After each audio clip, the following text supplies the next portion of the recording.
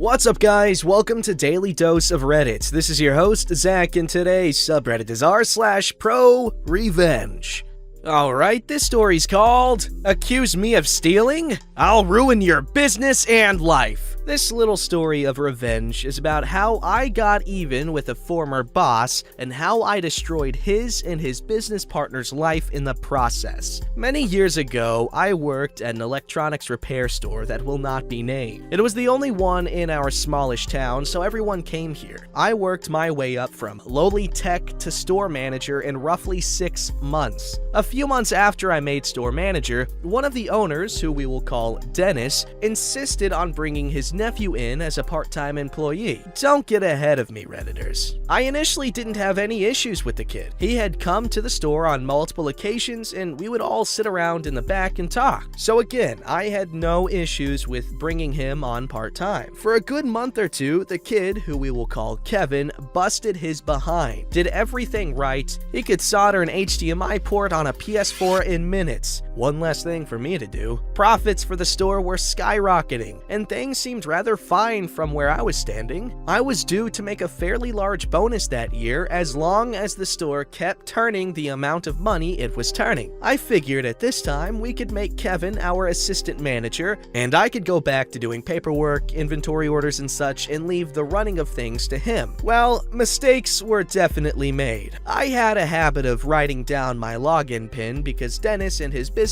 partner Jay were idiots and wanted the pin to be 9,347,893,247,349 digits long. These pins were required to access everything from sales data to the cash register and more. Anyway, around the time that I was turning over the majority of stuff to Kevin to do, I also started taking classes at the local university. So again, me being the idiot that I was, would leave to go to class before coming back and finishing my shift. Dennis and Jay were fine with this as long as I left someone competent in charge. Fast forward to the end of the month when accounts receivable numbers were run, and wouldn't you know it, we were short by thousands that month. I discussed everything with Dennis and Jay, and we assumed it was a computer glitch. There was no way after almost a year of working there that the numbers were off. I had never had this happen before. The next month, we were once again off. It was around this time that Dennis and Jay came to me and started accusing me of stealing from them. They pointed out all of the days that the numbers didn't match up and saw that I was always closing that night. When I tried to explain to them that I was in class in those days, when the money came up missing and suggested that they look at Kevin, Dennis blew his top. He said how dare I accuse his nephew of anything, that it was my PIN used to access the register, etc. Needless to say, I was fired. Luckily, they didn't call the cops because, in Jay's words,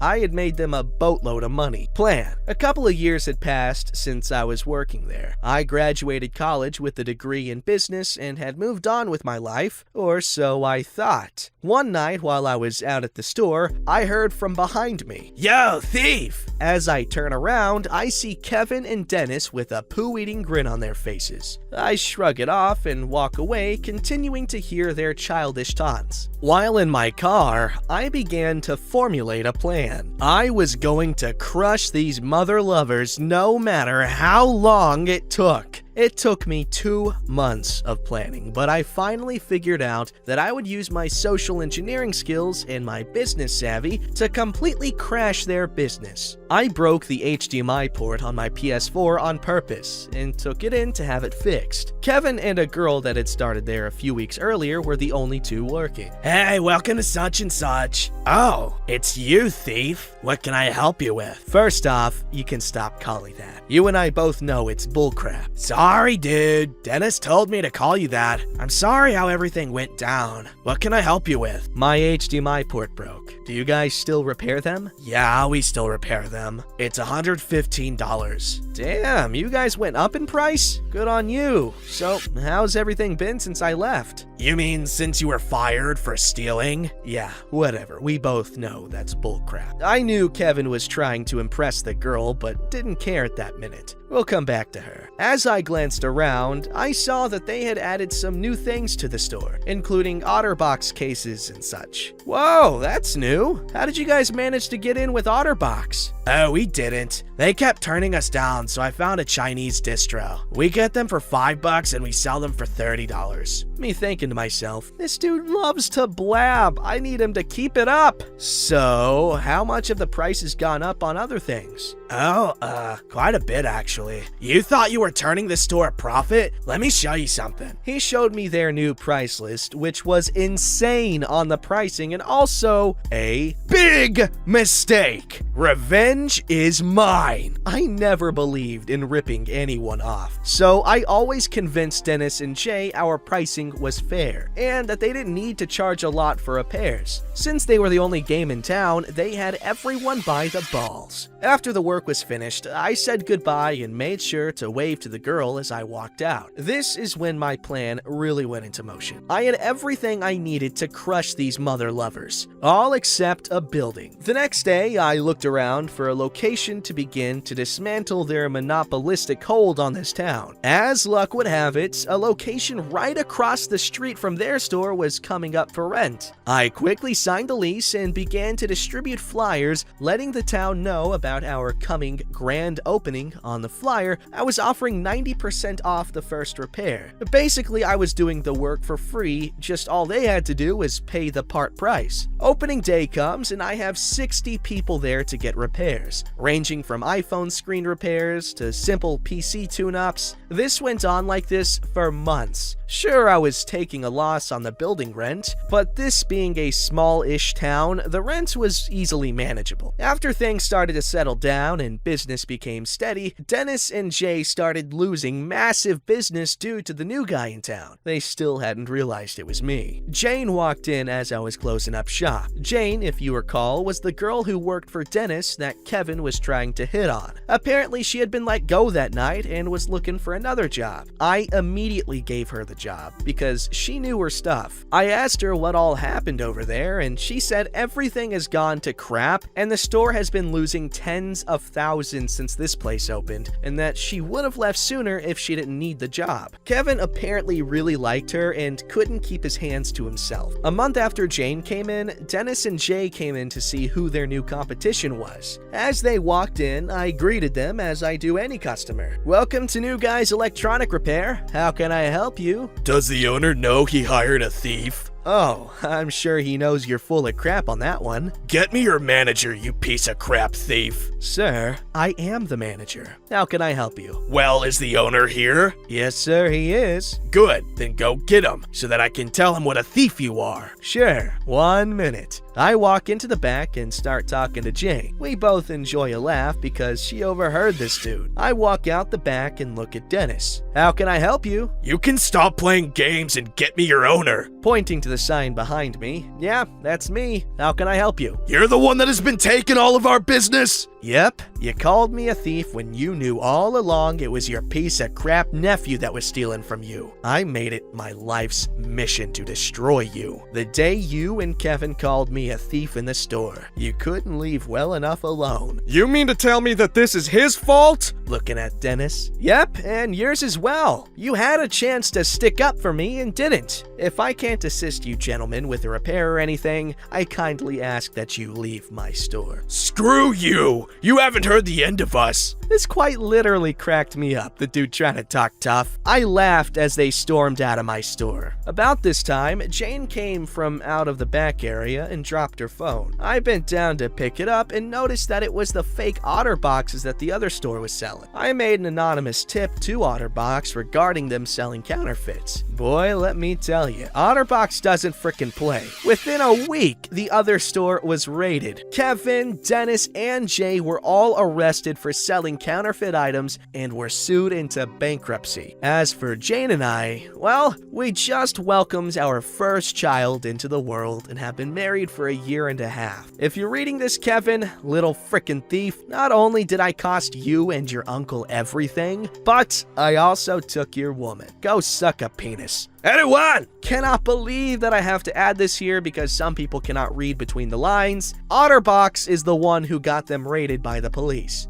Otterbox doesn't do the raiding. Damn, OP, you got them good. Badass that you and Jane ended up together. Kind of predictable though, so I'm just kidding. But anyway, good stuff, man. This is capitalism at its finest. Some people may not like it because one guy went out of business, but they were crappy people. So, hey man, just let the good stuff happen. Even if the good stuff is bad stuff happening to bad people.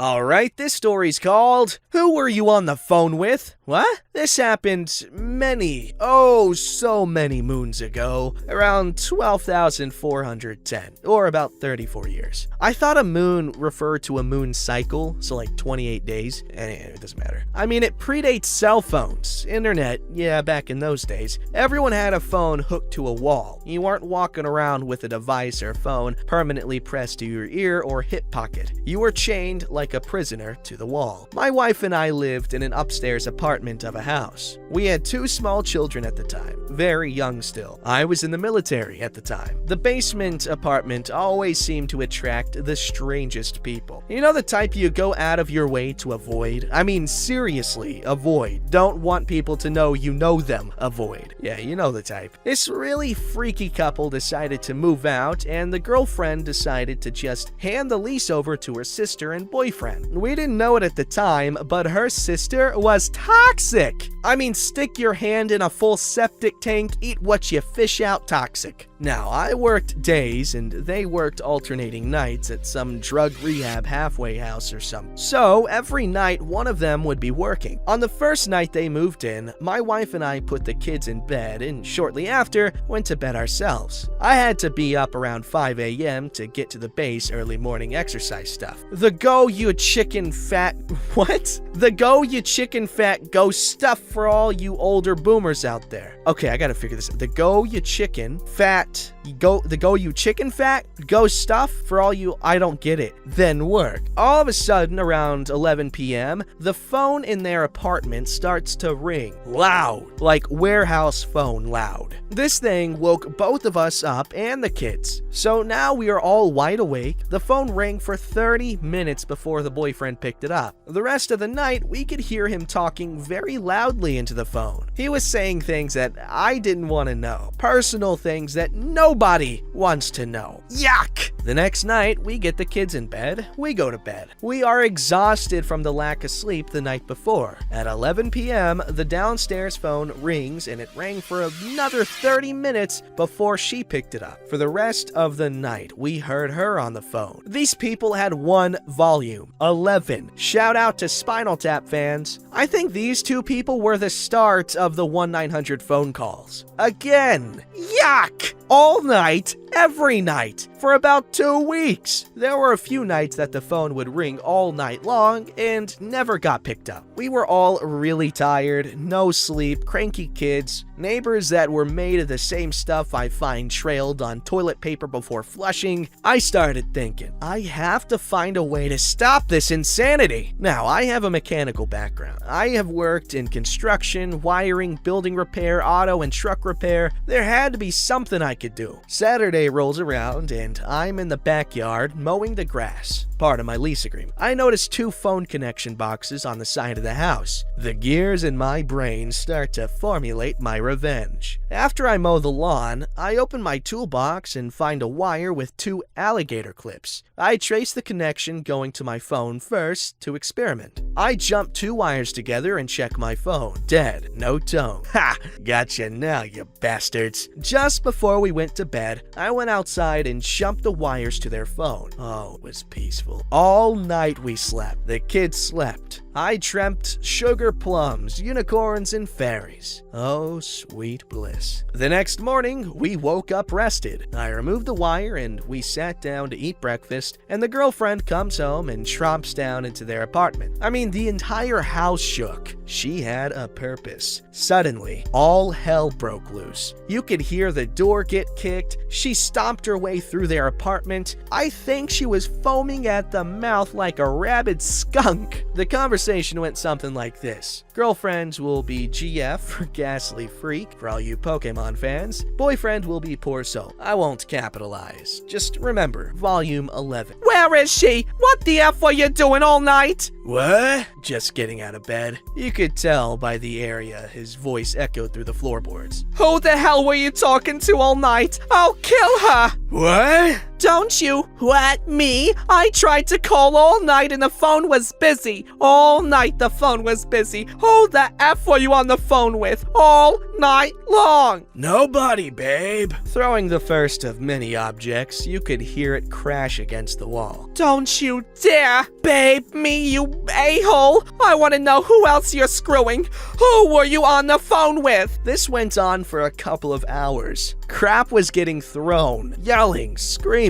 Words were getting used that would make a pig blush. I was desperately trying not to die laughing and wishing I had some popcorn. It was better than the old radio shows. Excitement, thrills, drama, everything. I think their voices are imprinted into the ceiling of that apartment. The boyfriend was finally able to find a way to get out and drive away, still in his underwear. Peace resumed for the rest of the day. I jumped their phone every night from then on. I slept well, still do. After a few months, they moved out, and you guessed it, another creepy family moved in. Sometimes I feel a little sorry for the poor boyfriend and what I did, but only for a nanosecond, and then I roll over laughing. Yeah, it was worth it. I did talk to him once before they moved out, and he said she threw one of her high heels so hard it stuck in the wall right next to his head. I never did tell him about the wire. So, if you're reading this, no, I am not sorry, and thanks for the good laugh that has lasted for years. I mean, I like this, but OP